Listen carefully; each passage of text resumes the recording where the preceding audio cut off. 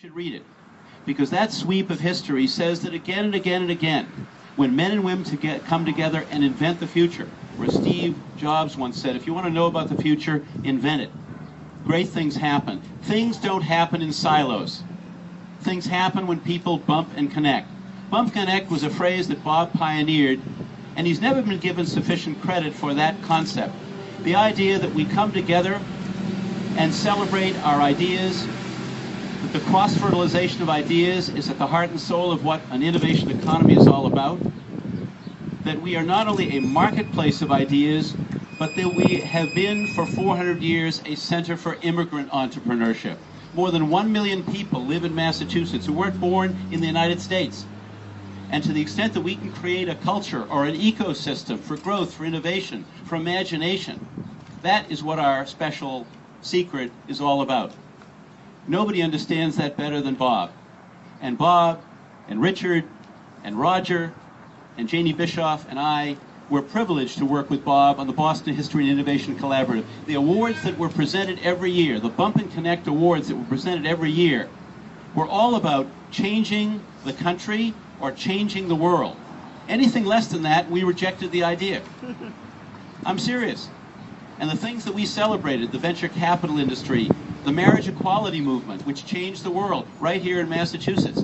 If you read Richard Florida's seminal book called The Rise of the Creative Class, and you read the ingredients for what it takes to sponsor and to be a petri dish, if you will, for entrepreneurship and innovation and imagination and creativity, it's all there. So if you think about what's happening now, we're undergoing another revolution. It's the digital, technical revolution. All the old models we know are changing. I'm guessing if I ask people here today, how many of you read the newspaper from outside of the front page, from front to back? I'm guessing I might see one or two hands. That is changing very, very quickly. There's an urbanization taking place. People are leaving the suburbs of 5,000 and 6,000 square foot homes. They're going into the city. They're getting 2,000 square foot homes.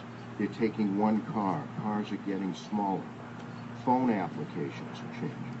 It's also changing the way old models are taking place. If I was continuing to do today what I did 5 and 10 years ago, 5 years from now, I'd be a dinosaur. I'd be obsolete. People are eating differently. The environments are changing. People are also eating home more. So that doesn't mean I have to change the DNA. You keep the DNA, but you change the model. And this is what's happening. So this is why when you have an entrepreneurial innovation incubator here at Framingham State, it's what's needed. It's what's needed right now. If you look at the unemployment rate, it's about 6.5%, and that's the people we're able to count. It's probably higher than that. It's probably 7.2%, because people don't want to be counted anymore. So how do you embrace these people? I would say it's institutions like Framingham State that can re-educate and give the people a relevant education. But we can't go in denial. It is taking place, and I think those of you here that are participating with Framingham State know that you are on the right track. So congratulations and good luck.